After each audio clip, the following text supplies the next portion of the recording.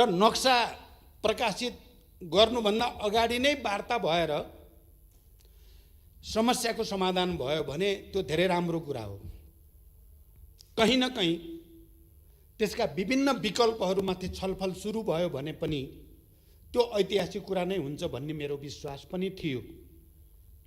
तर वार्ताको प्रक्रिया चाहिँ अगाडि बढ्न सकेन। मैले पटक पटक पठाइएका चिठीहरूको बारेमा पनि सरकारबाट जानकारी पाइरहेकै थिएँ, तर वार्ताको प्रक्रिया सुरु हुन सकेन र बरु उल्टै भारतको एकजना जिम्मेवार नेता र सरकारका जिम्मेवार मन्त्रीबाट त्यही विवादित भनिएको भूमिबाट जाने गरी बाटो निर्माणको उद्घाटन भयो। त्यो उद्घाटन पनि लकडाउनको बेलामा। त्यो वार्ताको बारेमा नेपालले प्रस्ताव अगाडि बढाइरहेकै थियो।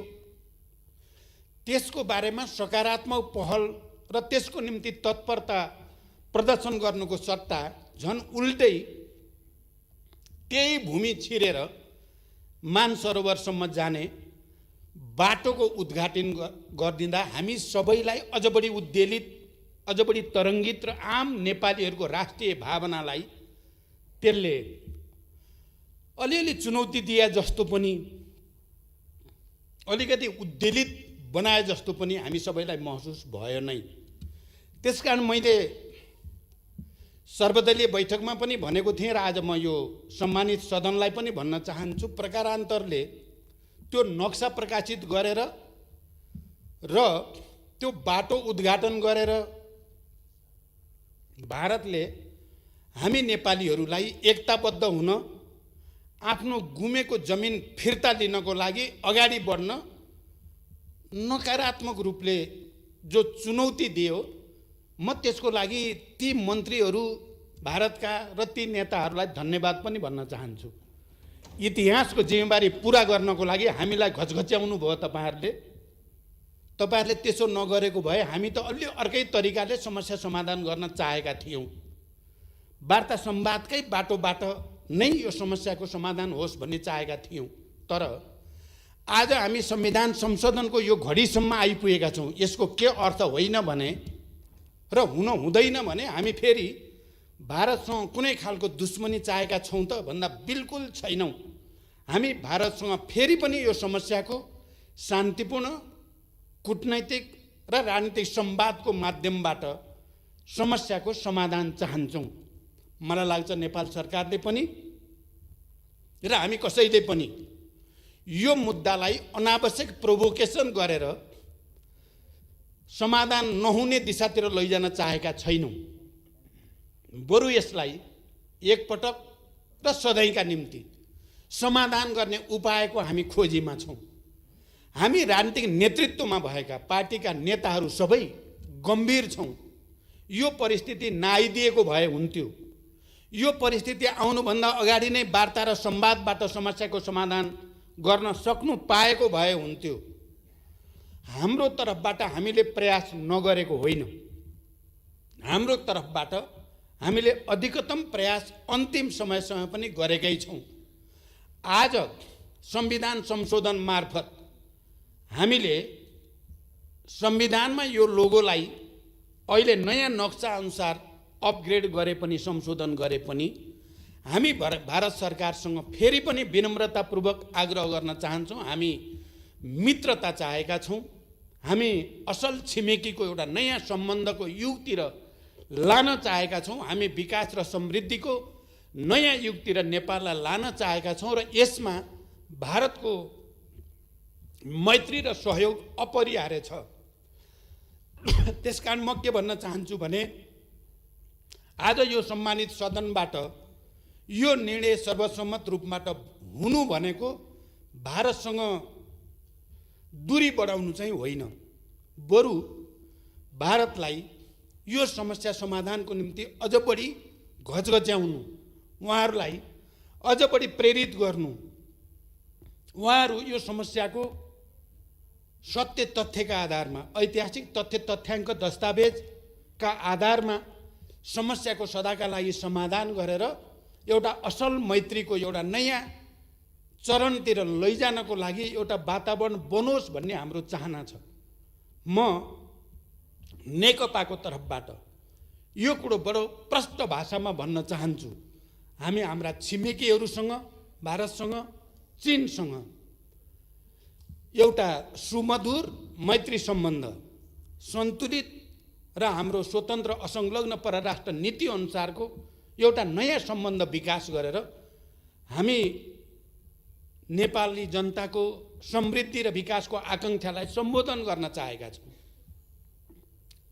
र हामीले यहाँ आज राष्ट्रिय सहमति हो। यद्यपि हामी विचारधारात्मक रूपमा, राजनैतिक रूपमा विभिन्न पार्टीका छौँ, विभिन्न राजनीतिक दलमा छौँ, विभिन्न दर्शनका अनुयायीहरू छौँ, तर नेपालको यो राष्ट्रिय मुद्दामा हामी सबै एक छौँ।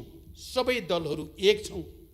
हामी सबै वर्ग, जाति, क्षेत्र, लिङ्ग, समुदायका नेपाली जनता हामी एक ठाउँमा छौँ। यो सन्देश हामीले भारतलाई चाहिँ कुनै किसिमले भारतलाई अप्ठ्यारो पार्नको लागि यो एकता प्रदर्शन भएको होइन।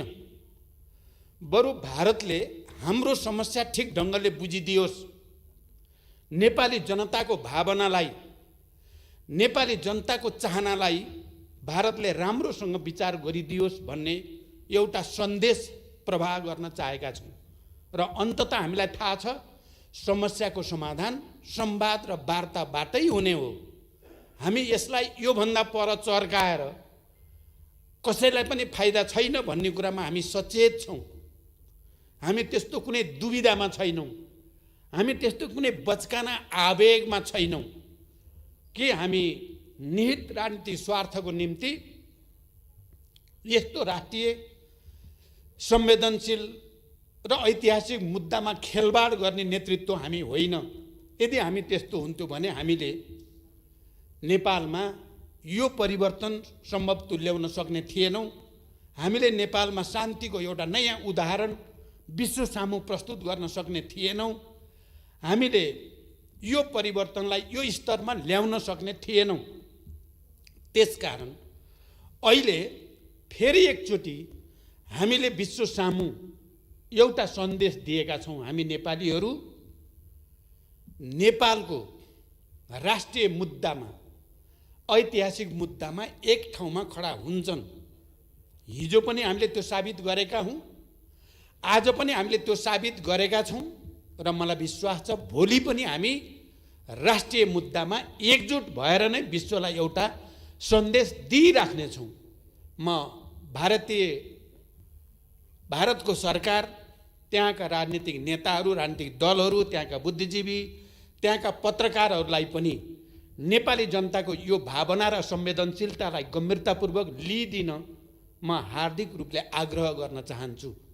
हामी योभन्दा बढी यो विषय नतन्कियोस्, बरु यो बिन्दुबाट वार्ता संवादको एउटा नयाँ युगको सूत्रपात होस् र त्यसले हाम्रा बीचमा भएका समस्याहरूलाई स्थायी रूपले समाधान गर्ने एउटा वातावरण बनोस् भन्ने हाम्रो चाहनालाई म व्यक्त गर्न चाहन्छु। मलाई आज यति बोल्दै गर्दा विशेष गर्वको महसुस भएको छ, किनकि हामीले 12 बुँदे समझदारीदेखि शान्ति सम्झौतासम्म आउँदा जुन राजनीतिक संस्कार हामीले सूत्रपात गर्यौं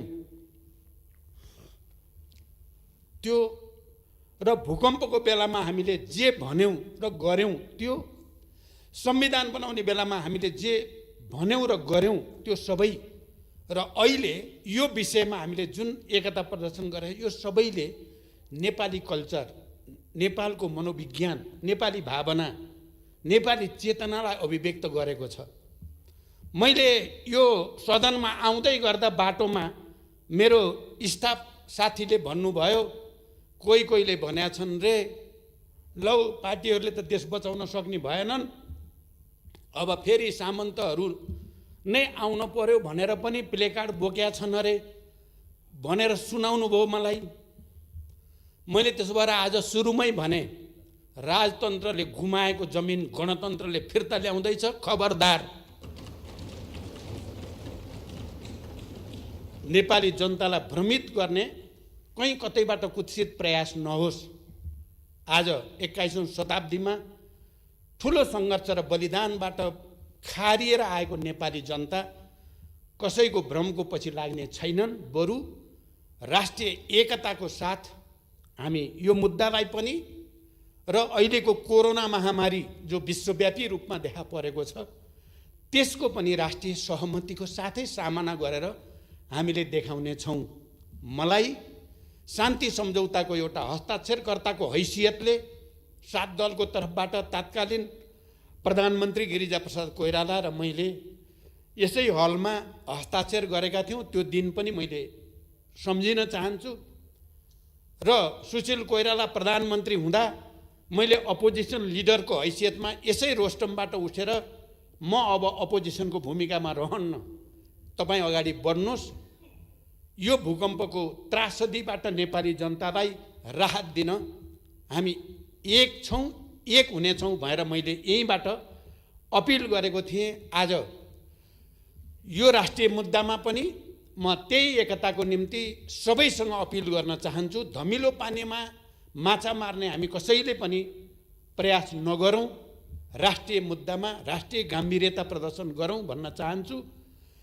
कोरोनाका विरुद्धको सङ्घर्षमा पनि मैले सुरुदेखि भनेको छु, यद्यपि कतिपय बेला मेरा भनाइहरूलाई ठिक ढङ्गले बुझिएन कि भन्ने मलाई महसुस हुने गर्दछ। सबै राजनीतिक दलहरू, नागरिक समाज, पत्रकार, बुद्धिजीवी सम्मिलित प्रधानमन्त्रीको नेतृत्वमा एउटा संरचना बनाएर गइयो भने र अनि सङ्घीय सरकार, प्रादेशिक सरकार र स्थानीय सरकारको राम्रो कोअर्डिनेसनमा गयौँ भने सायद यो समस्याको हामीले ठिक ढङ्गले सामना गर्न सकिन्छ भन्न खोजेको थिएँ मैले। तर मेरो भनाइलाई सायद ठिक ढङ्गले मैले बुझाउन सकिनँ। म फेरि पनि भन्छु, आज देशको अगाडि जे जति समस्या र चुनौतीहरू छन् तिनको समाधान राष्ट्रिय सहमति बाहेक अर्को हुन सक्दैन।